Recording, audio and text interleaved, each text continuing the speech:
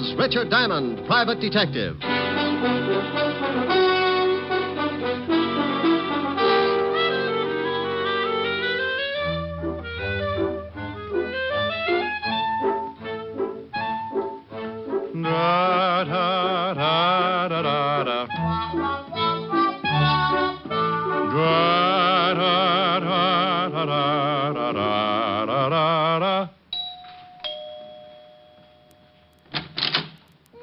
Well, hi, baby. Why, what in the world are you so happy about? Why aren't you at the office? Now, don't confuse me, dear. One question at a time. Come on in the study, and I'll tell you all about it. Oh, now stop being so mysterious. You never come over here at this time of the day. Read some of these. What are they? Letters. Read them. All of them? Well, there must be at least half 100. Well, close. 53, and those are only about 1/10 of the pile that's in my office. Oh, Rick, are these... Yeah, the lovely, dear, sweet tenants in that gorgeous building right next to this one. They like your singing. Read a couple. Me, me, me, ho, ho, ho, dee, dee, dee, dee, dee. Dear Mr. Diamond. La, la, la, la. Rick. Go on, go on, go on. Well, stop sounding like a whole quartet. All right. Dear Mr. Diamond, I live in the building across the way from Miss Asher's apartment. Right over there. At least once a week, I sit in my living room and listen to the sounds of your melodious voice. Last week, however, I waited for 7 straight days, but without result. You did not sing. Please, Mr. Diamond, for the sake of my family, continue to sing at least once a week. I'm beginning to nag my husband, and yesterday I took the rubber bone away from my French poodle. Everybody shall be exalted. You see, it's getting to be a real problem with me, and if you want to save me the $25 a day, I would have to pay my psychiatrist. Sing. Lavo. Yours expectantly, Mrs. Louise Cartwright. Rick, are they all like this? Well, certainly not. Some of them are really desperate. Now, here's the one I saved out. Read this one if you really want to get a charge. Me. My dearest Mr. Diamond. Go on, go on, go on, go on, go on. I have been listening to your beautiful singing. What? What do you mean, what? What you just read. I've been listening. No, the last part. Your beautiful singing? Yes, I'm in a enchanted evening. Oh, you show off. Go on, finish it now, finish it. Well, she's been listening to your beautiful singing. Oh, yes. And many times I've seen you going into Miss Asher's apartment, and I think you are as beautiful as your voice. Oh. Well? Now, you said that. Turn off the steam and read the last part. I wouldn't miss it.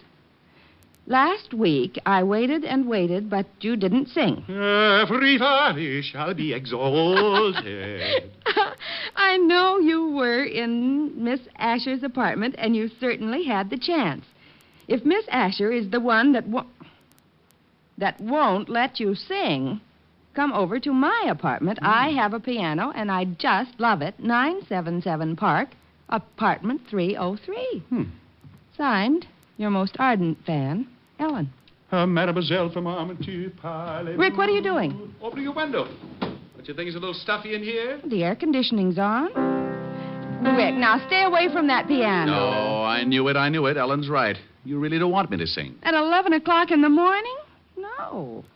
I want you to sing tonight when it's more romantic. Oh, shame on you. Me? Yes, you. You want to deprive those poor, discouraged people of a little honest, simple pleasure? You want that woman to take her dog's bone away again? You idiot. Oh, no telling what'll happen. Those people might not leave their apartments for days. It'll get to be like a prison camp. Think of it. No food. They won't leave the building even to go out and get an orange or a lime or something. And you know what? What? Scurvy. Oh. They'll be dying like flies. Well, go on. What's the matter? Dying like flies. I wonder who thought up that bright little simile. I've got a big green fly in my office that's so tough he carries a man-swatter. Oh! Oh, you think it's funny, do you?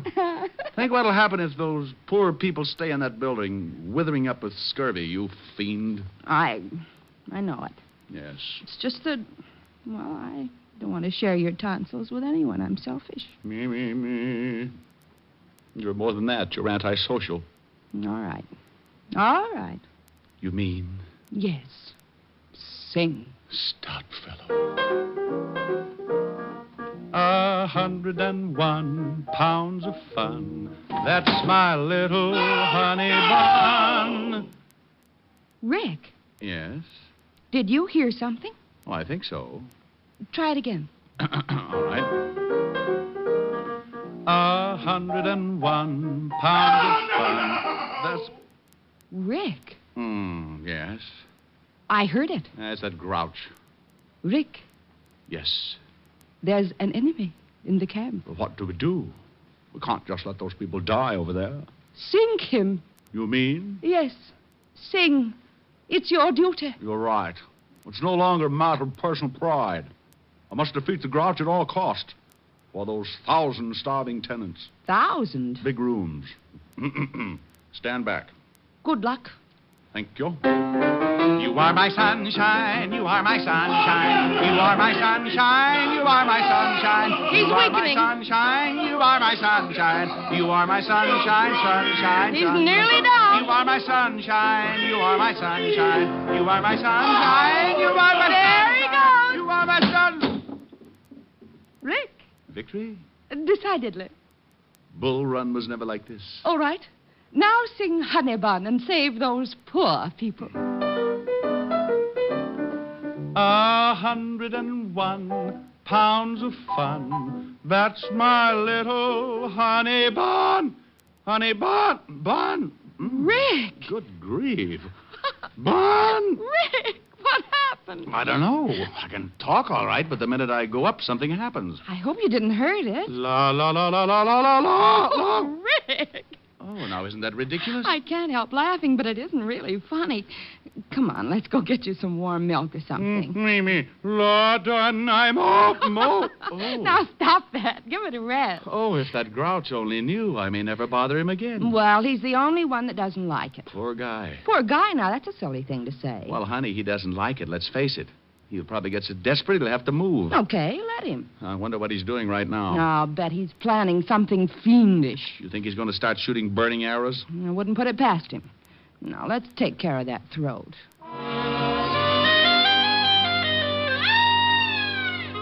Well, sometimes silly things like that happen.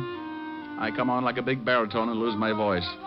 Helen has to feed me hot lemon juice and honey for about 3 hours, and the grouch across the way in the next apartment starts thinking up the 10 best ways to eliminate Diamond. Think I'm kidding? Well, let me tell you. I didn't know it then, but that fast course of You Are My Sunshine with my own lyrics started more trouble than a hopped-up mouse in a herd of elephants. While Helen fed me the tonsil cure, old Grouchhead was dreaming up a cure of his own. What am I going to do? I work in the daytime, try to sleep at night. He sings at night. I switch to the night shift. He sings in the daytime. Oh, I'll fix him. I'll fix that Diamond. Yeah, phone book. Detectives. Private detail. Ah, look at that. Richard Diamond, private detective. Full-page ad. Wouldn't you know it? Yeah, look at that slogan. Whoever you are, whatever you do, if you're too dead to walk, we'll come to you. Ugh. Must be other detectives in here. Oh, here's one. Pat Kosak. You are my sunshine, eh? Oh, Diamond, I'll fix you. I'll fix you good. Yeah. Is this Pat Kosak? Yeah, for employment. Haven't I heard of you before? I doubt it. Probably that shamus in Frisco. He's always stealing my stuff. Well, my name is Ernest Lumpkin. Happy Halloween, Mr. Pumpkin. No. Lumpkin. Okay. What can I do for you? Well, I've got a problem. It concerns another person in your line of work. You mean another shamus? Yes, he sings. You mean Diamond?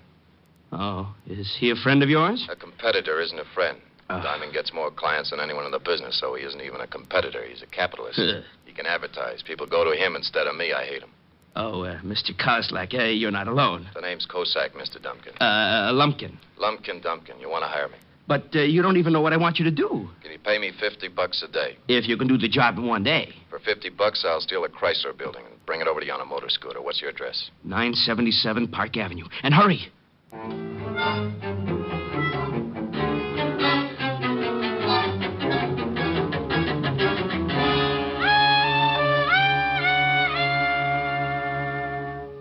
your throat feel now? Oh, scalded. I'll be eating Zymol-troches for a week. Oh, now it wasn't that hot. Wasn't it? Honey, that lime water was so hot Alibaba could have boiled his 40 thieves in it. Your speaking voice is all right. Oh, well, I think I've swallowed a bear rug. Where are you going? Well, I can't sing, and I'm going to see you tonight anyway, so I think I'll drop down to the 5th Precinct and drive Sergeant Otis out of his mind. Oh, Rick, that poor man. He called up last week when Lieutenant Levinson was looking for you, and he sounded like he was dying, and you were responsible. Honey, when Otis dies, everybody will be running around in spaceships. He got through the Stone Age all right, didn't he? Bye. I left Helen and headed for the 5th Precinct Police Station. It was one of those good afternoons. The sun was leaning on 3 o'clock, and now and then a cool breeze would sail through my sinus and pump my lungs full of that easy, good-to-be-walking-around feeling. I had just about everything. Good job, good girl, and a 4-0 report from my insurance company. When I reached the station, I hopped up the steps and bounced into the squad room. Sergeant Otis was sitting over in the corner, making out the weekly report for the commissioner. Hello, Otis. Oh. What do you want, Shamus? Well, really nothing. I just came by to see if I could borrow one of your shoes. I'm going sailing. Oh, that's very funny. You know, someday, Gumshoe, you're going to run out of gags. Then what are you going to do? Well, I could set you on fire. That's sure to be a good chuckle. Oh, yeah? Lieutenant in? Yeah. Otis, you want to know how to catch a crook? How, wise guy? Eat a lot of spaghetti. Oh? How can I catch a crook that way? Just open that big mouth and say, oh, yeah. You'll lasso him. Hello, Lieutenant Levinson. Lieutenant Levinson? Well, how do you do, Mr. Diamond? Now, what's with the formal routine? Oh, I can't help it. Every time I leave Otis, I feel like I've just stepped out of a gorilla cage. Oh, why don't you leave that poor guy alone, Rick? Oh, he's used to it.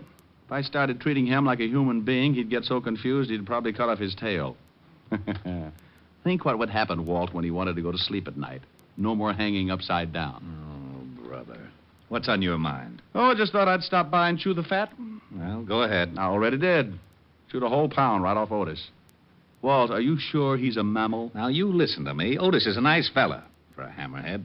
He can't help it, so stop tearing him down and tell me what you really want. Walt, I'm surprised at you. I just wanted to stop by and say hello. Hello.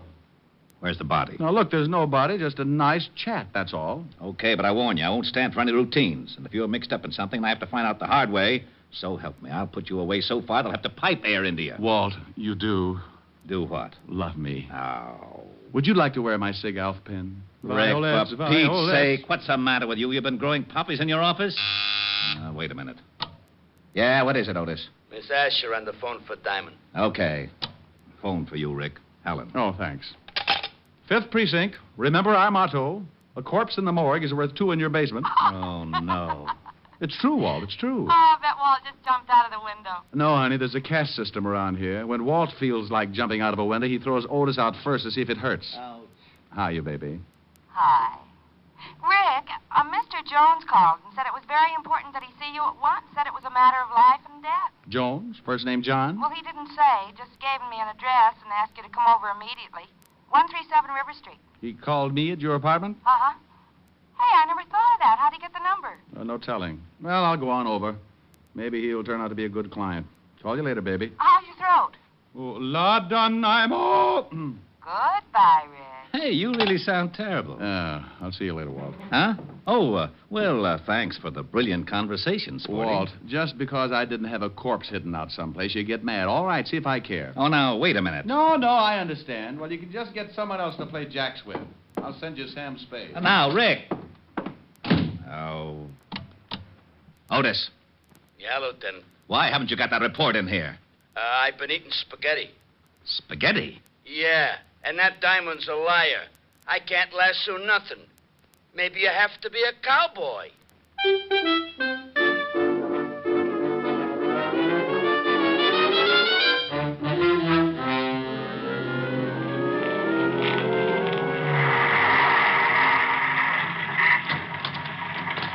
Thanks, Cabby. Keep the change.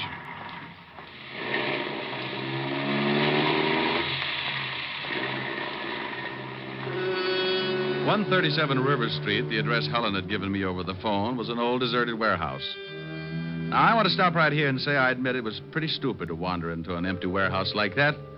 But I figured that this Jones guy must be in some kind of trouble to leave a message like that with Helen.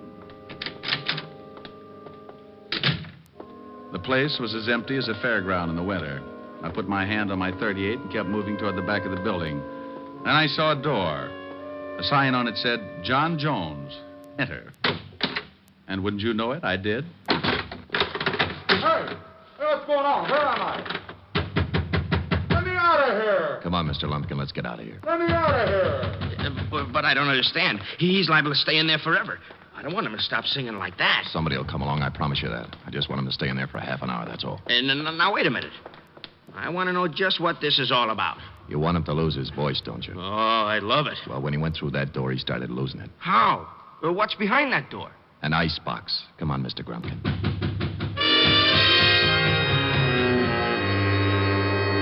Well, that's exactly where I was, in an ice box. Not a very big one, but a very cold one.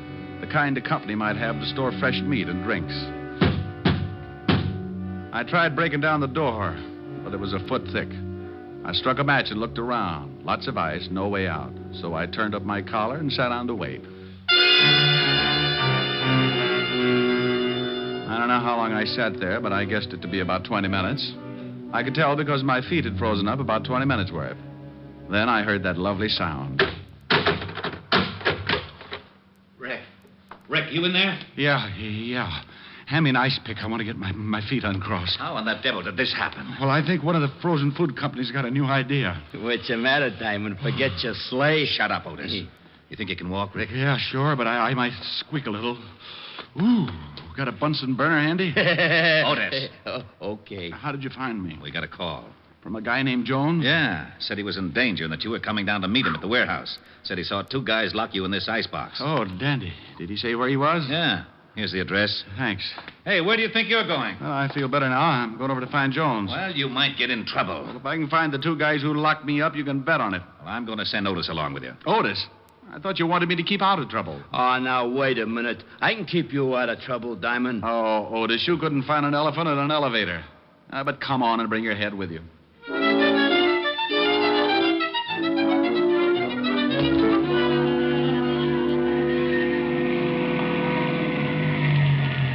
This is the address where that Jones guy said he'd meet you. I'm Mandelbaum, Swedish massage. This guy really picks out some great places to hide out. Come on, Otis. Feet first, or the rest of you'll never get out of the car. Oh. Hey, Diamond. You think while you're talking with this guy Jones, I might get me a rub down? Otis, to rub that stomach of yours, it would take a gallon of baby oil and an octopus to get anywhere.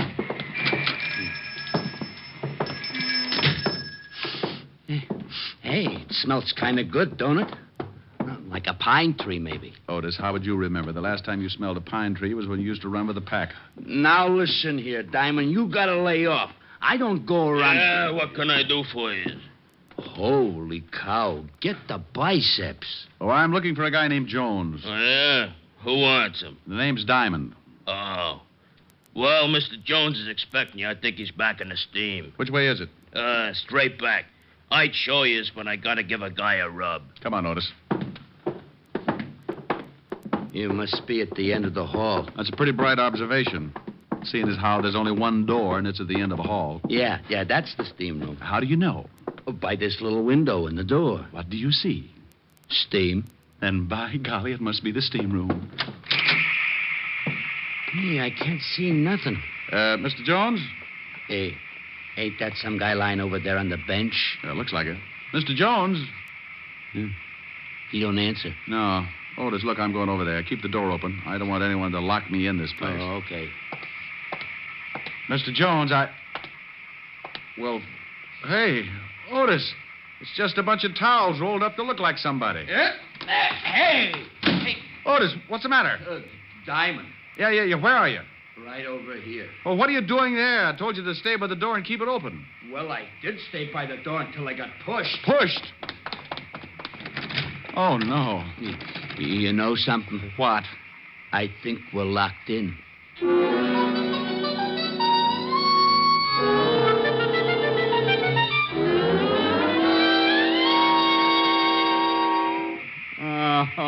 Oh, shut up, Otis. Ah, but I don't feel so good. What are we going to do? Oh, why don't you be happy? It's the only chance you'll ever get to sweat off some of that blubber. Yeah, you want I should look like one of them atrocity pictures? Otis, you could lose 300 pounds and still weigh in with King Kong. Yeah, there's no time to get nasty. Well, relax. Read a magazine or something. What do you mean? Just what I said. Read a magazine. Isn't that one right over there? Yeah. Oh, for Pete's sake. How can I read this thing, Shamus? The pages is all stuck together. You couldn't read the first line of an eye chart anyway. Just look at the pictures and shut up. Okay. Hey! What's the matter? This magazine. Take a look at this. What is it?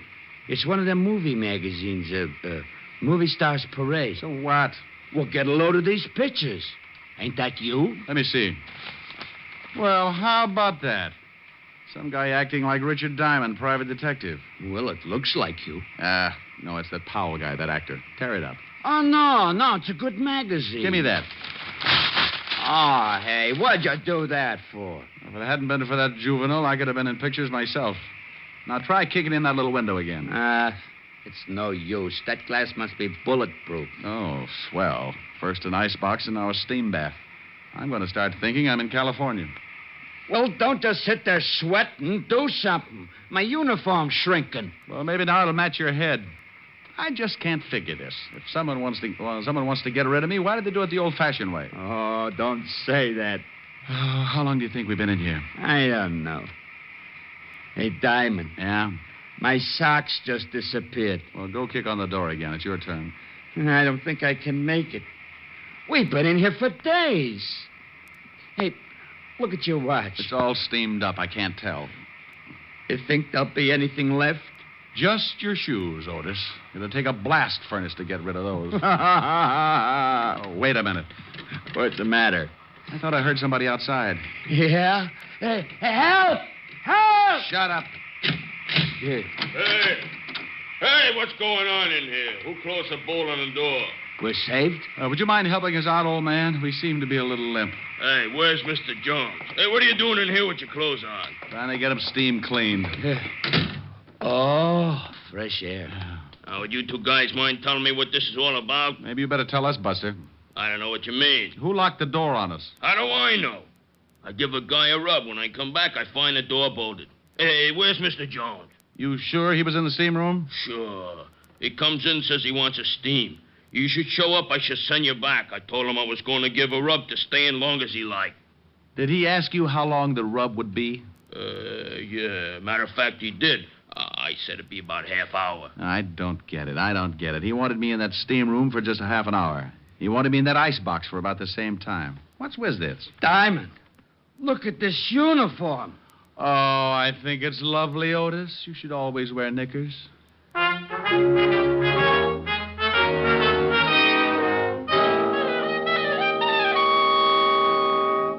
Rick, this is stupid. Didn't the guy at the steam room tell you what this Jones guy looked like? Well, from the description, could have been anyone. Look, I'm just as mixed up as you are. Well, we'll keep after it. Just don't worry, that's all. Hey, Diamond, Miss Asher just called and I told her what's been happening. You mean you know? No, but I told her anyway. She said you should come right over because she had dinner for you. She wanted to take care of you. Isn't he lovely, Walt? Think what that head is going to look like in a bottle. Oh. Now you got him sore. It's going to be horrible around here. Well, isn't it always? Now, I'm going on over to Helen's. Keep after that Jones guy and let me know if you run across anything.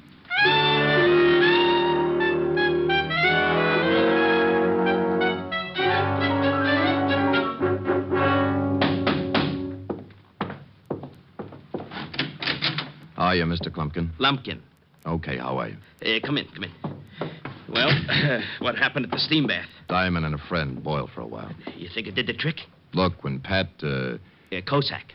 Yeah, Kosak. Well, when I do anything, the results are guaranteed. I just tailed Diamond from the station. He went into his girlfriend's apartment across the way. Oh, goody. Let's see what happens tonight. I'm staying home from work just to hear him not sing. Yeah. About my $50. Oh, look, he's never in that apartment more than 10 minutes before he starts singing. If he goes over 15, you get your 50. Come on. What are we going to do? Raise the window. I don't want to miss the lovely silence when he opens that big bazoo. Okay, so I look funny. I'm sorry, Rick, but your clothes have shrunk so much. You should see Otis. I'm sorry. Well, you should be. You don't know what I've been through. Oh, yes, I do, and Mommy's going to make it better. Here's a nice drink. I don't want a nice drink. Oh, it's strong enough. Well, put it in a dirty glass. You just drink it. Okay. Oh, wow, my throat. Ha! You hear something? No, why? Nothing. Your throat's still pretty bad. Don't know. Me, oh. Hey, it's pretty good. That sounds great. Oh, no! Now, I heard something then. Yeah, so did I. It's that grouch again. Give it to him. Oh, you bet. I feel mean. 101 pounds of fun. That's my little honey bun. Get a load of honey bun tonight. I'm speaking of my sweetie pie, only 60 inches high. Every inch is packed with dynamite. Her hair is blonde and curly. Her curls are hurly-burly. Her lips are pips. I call her hips twirly and whirly. She's my baby. I'm her pap. I'm her booby. She's my trap. I am caught and I don't want to run 'cause I'm having so much fun with honey bun.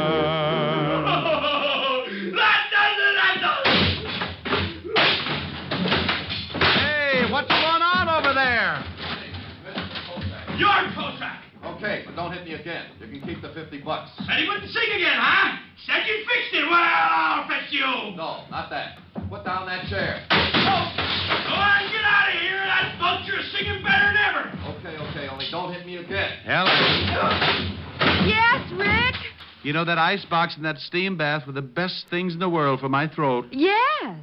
After you lost your voice this morning, I didn't think anything was going to help. But that ice box and that steam bath really did. Diamond, Oh, hello, Mr. Lumpkin. did I hear you say you lost your voice this morning? That's right, Mr. Lumpkin. Then didn't think I was going to get it back either. Good night, Mr. Diamond.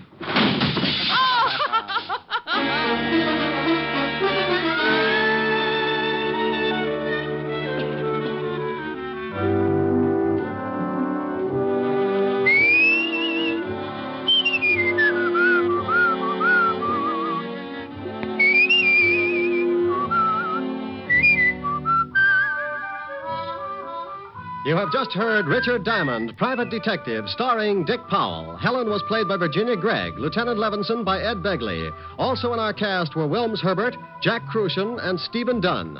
Music was under the direction of Frank Worth. Richard Diamond is written and directed by Blake Edwards. Dick Powell soon will be seen in the screen version of the best-selling novel, Mrs. Mike. Now, this is Eddie King inviting you to be with us again at this same time next week, when we will again bring you Dick Powell as Richard Diamond, Private Detective.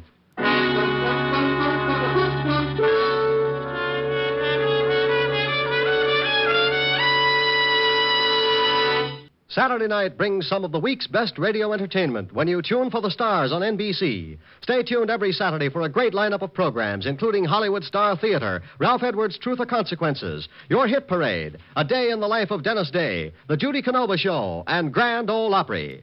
All the best on NBC.